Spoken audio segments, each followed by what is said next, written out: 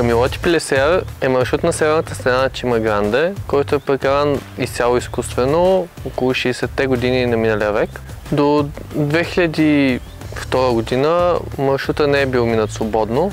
Тогава бил минан за първи път и му се предлага категория от 8B. Стената е силно надвесна в първите си 200 метра, където са концентрирани най-трудните 6 въжета от тура.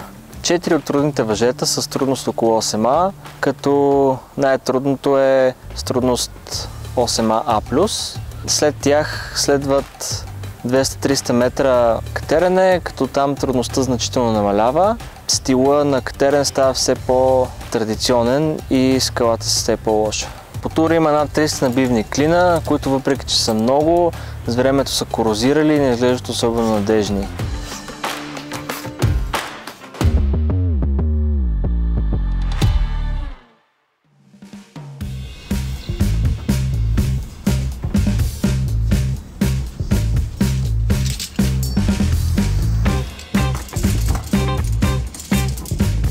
След като участвах в направата и преминаването на едни от най-трудните дълги линии в България, взе да ме гложга една мисъл да разбера дали това, което представяме като категория за българските стандарти, е истина. Тоест, дали наистина маршрутите, които минаваме, са толкова трудни, колкото си мислим, дали стила е добър, дали болтовете са достатъчно, дали са малко.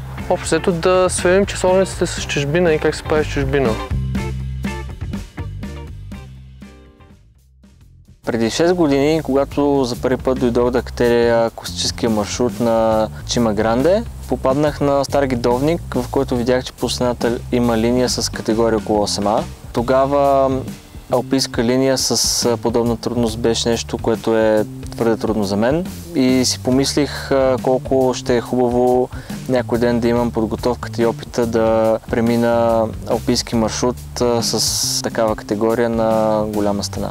Идеята остана в главата ми, като с времето вдигнах нивото и натрупах опит и се върнах към този проект. Тогава започнах да търся някой, с който можем да си разделим трудните въжета, за да имаме по-голям шанс да минем маршрута.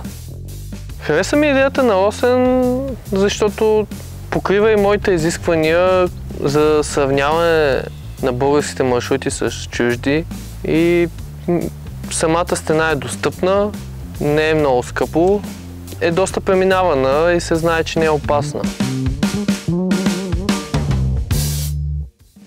Стила, в който искахме да минем маршрута, е свободно катерене в стил Team Ascent, като само водача на въжето трябва да мине свободно. Това позволява на втория да спести енергия и сили за въжетата, които трябва да води. Знаем, че според нашето ниво ще трябва да прекараме доста време в разучаването на движенията по трудните въжета, като идеята е да катерим 3-4 пъти седмично, като при натрупване на умора или лошо време да правим по-големи почивки. Стилът, който използваме, се води хенгдогинг, което е висим и разучаваме маршрута, докато не сме сигурни, че можем да го минем без грешка. И след като тръгнем да правим опити, ако паднем, продължаваме да разучаваме, да намерим по-добър вариант. Това е заимствано от сериозното проектиране на спортни маршрути, което правим последните години с Росен. Вероятно, всяко приключение има пикове и спадове. Първите 2-3 катерения имаше спадове за мене. Очаквах повече от маршрута. Не говоря за трудност, осигуряване или каквото е било, говоря за качество на скалата. И ми трябваха поне 6-7 катерения, за да се адаптирам към самия стил на скалата, да мога да повярвам на стъпки и на хватки, че няма да се счупят, да мога да преценям кои са здравите и кои са унливите участъци, защото самата чима изглежда, че ще се разпадне и за да катериш на максимум, ти трябва да се отпуснеш, иначе не се получава, иначе катериш със страх и се изпъмпваш.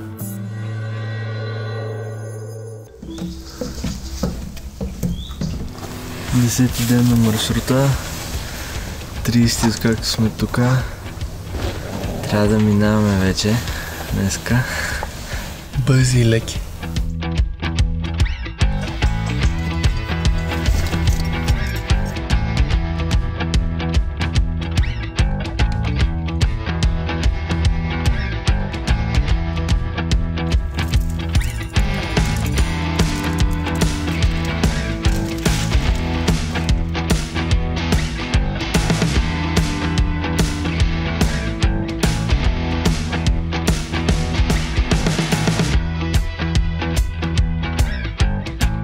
Първо въже започва с единствения рънаут по маршрута. Катери 6 метра и половина, 7 променлива скала и тогава се включваш и оттам нагоре клинове през 80 см.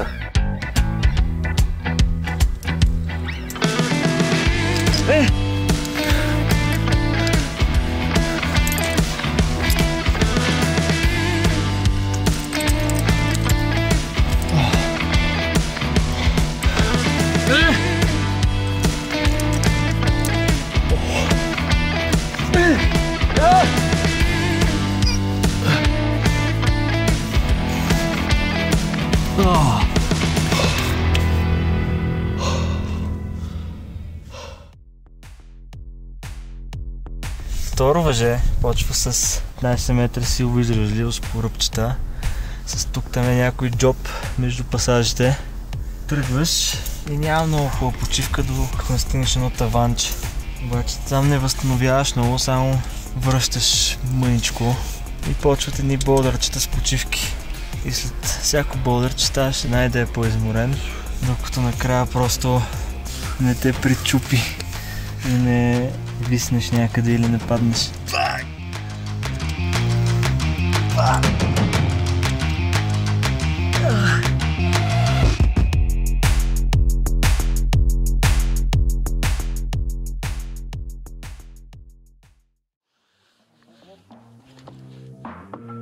За туристите направихме атракция. Викахме голи. Страшна селения. Българ сме си. Обаче се раздавахме на макс.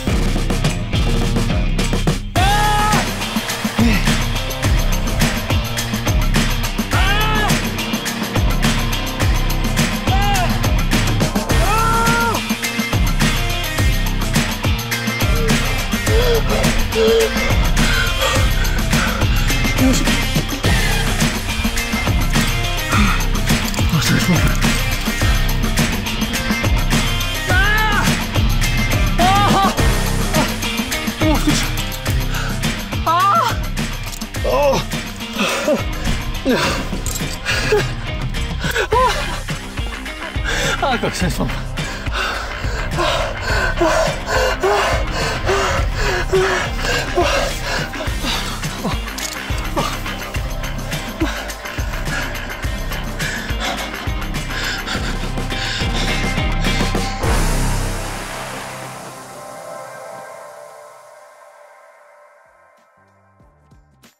Четвърто въже се състои от 3 болдър пасажа, които са разделени с по-лесно катерене и с почивки между тях. Първият пасаж е на отвесно катерене с прецизни движения по малки хватки. Вторият пасаж е по малко по-големи, но дълги и силови движения, а на третия пасаж се бори с натрупаната умора.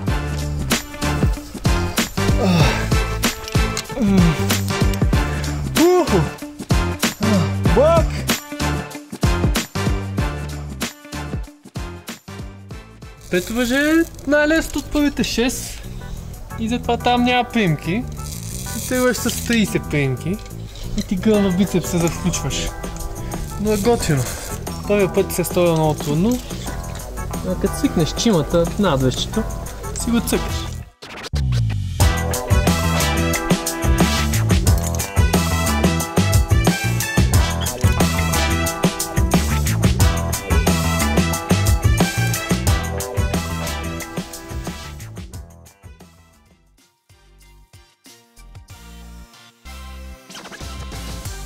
Последното по-трудно въже тръгва с сравнително лесен траверс плоча по 7А+.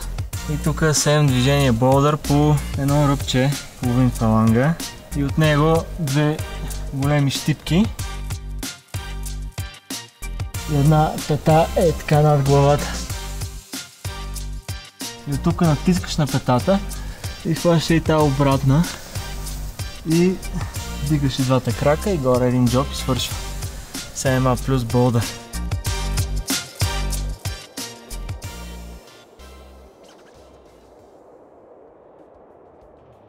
Трудните въжета свършиха, доброто осигуряване също. От тук ни предстои 300-400 метра лесно катерене с много малко клинове, сериозни рънаути и доста неприятна скала от към качество.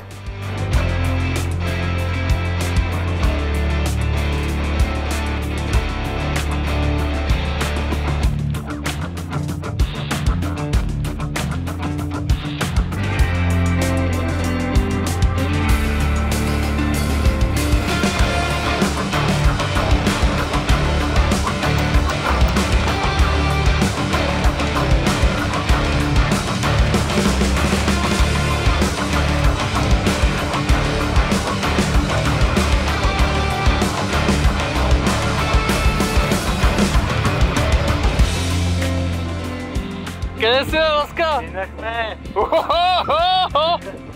Ай, изчисти, чакай, стига нас. Как изчисти? За това катерихме. 1 месец за тази гледка.